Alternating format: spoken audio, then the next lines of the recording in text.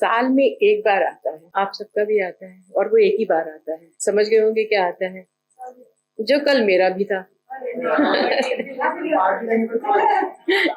जो कल मेरा भी था, ताकीद के साथ ऐसा एहसास दिला गया कि भाई संभल लो, एक साल और बढ़ गया।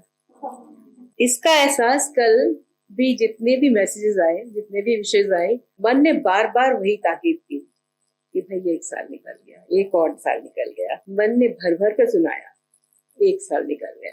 लेकिन फिर मैंने उसे एक सिरे से खारिज कर दिया। मैंने उसे एक सिरे से खारिज कर दिया और बोला, छोड़ो रहने दो, छोड़ो रहने दो। अभी तो मैंने जीना सीखा है, अभी तो मैंने कविशाला को ज्वाइन किया है, अभी तो मेरा जन्म हुआ है, अभी तो मैं कुछ कहना सीखी हूँ।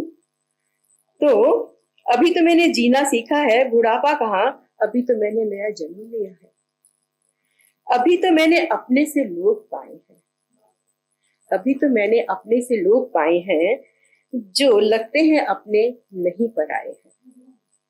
जो समझते हैं भावनाओं की कीमत, जो समझते हैं भावनाओं की कीमत, जानते हैं शब्दों की हकीकत। जो पहुंचते हैं वहां, जो पहुंचते हैं वहां जहां भावनाओं की खेती दिल से निकले शब्दों से होती है। और वह क्या बात है, क्या कहा, ये सुनकर मन बाग बाग हो जाता है। तो ये अंकुर के नजर है ये शेर आपके और आपके कविशाला के लिए। ना उम्मीद के जहन में उम्मीद जगा दे, ना उम्मीद के जहन में उम्मीद जगा दे, ऐसा रिश्ता तबस्सुर में ही नसीब होता है। बहुत बढ़िया। अगर तबस्सुर हकीकत बन मयसर हो जाए, अगर तबस्सुर हकीकत बन मयसर हो जाए, फिर इनायते जिंदगी की जन्नत हो जाए। बहुत बढ़िया। तो उर्दू मेरी बहुत अच्छी नहीं है, लेकिन मेरे पिताजी की उर्दू बहुत अच्छी थी, इसलिए कुछ कुछ शब्द मुझे आते हैं, तो वो मैंने उनको इस्तेमाल करके आपको पेश किया है।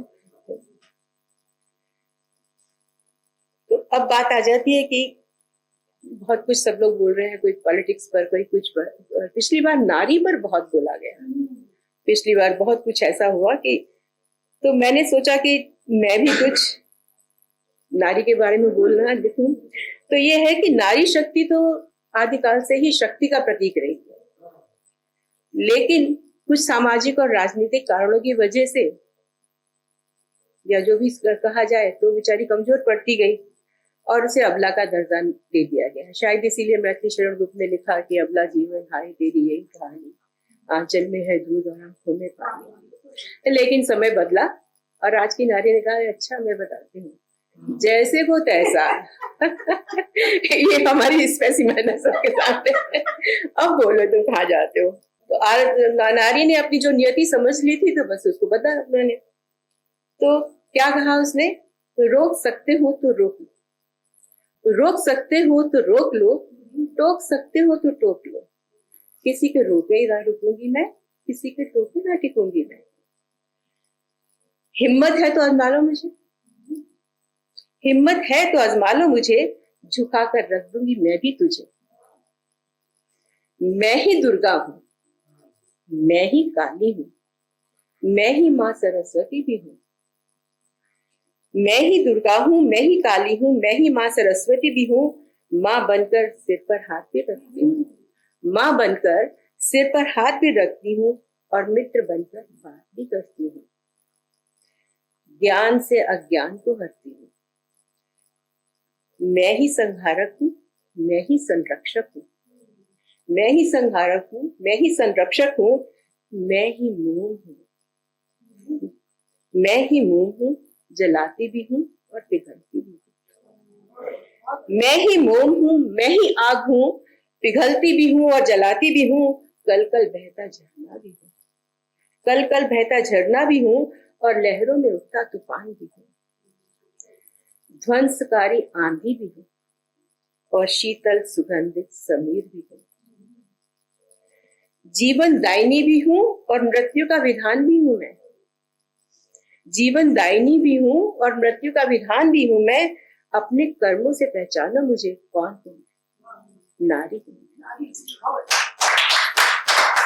अब आपके प्रेम की बात आ जाए तो प्रेम क्या है? कृष्ण ने भी उद्धव को भेजा था वृंदावन, जो वो खुद मथुरा चले गए कि जाकर के समझाओ उनको।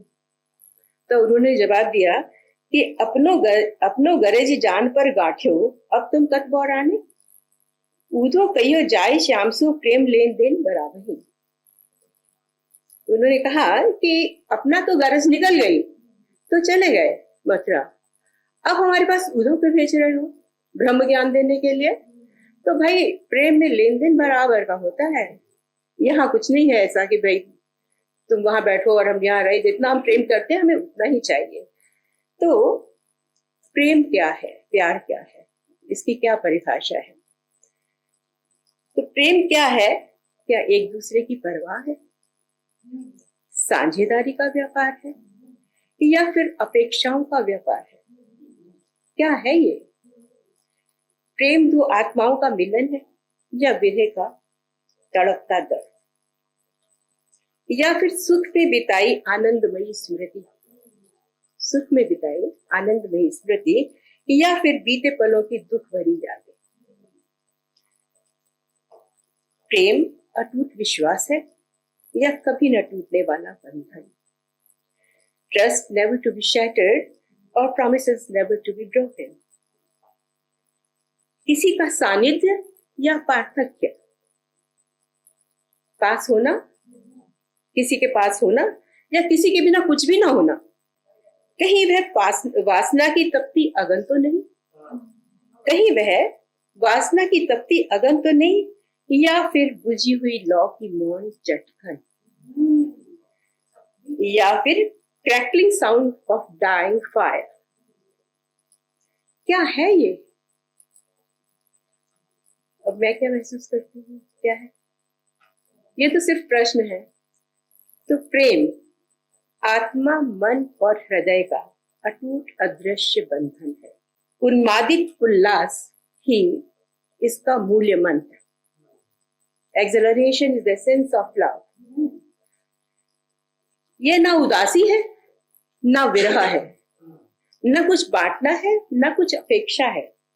प्रेम तो केवल शुद्ध आनंद है, जो खूबसूरत मुस्कान बनकर एक ऐसी रोमांचकारी तरंग यानी अंडरकरंट फिल्म, पूर्णतः बेखबर इस संसार से, जो संसार से पूर्णतः बेखबर कर देती है। ये प्रेम इन्फिनाइट है, अनंत है।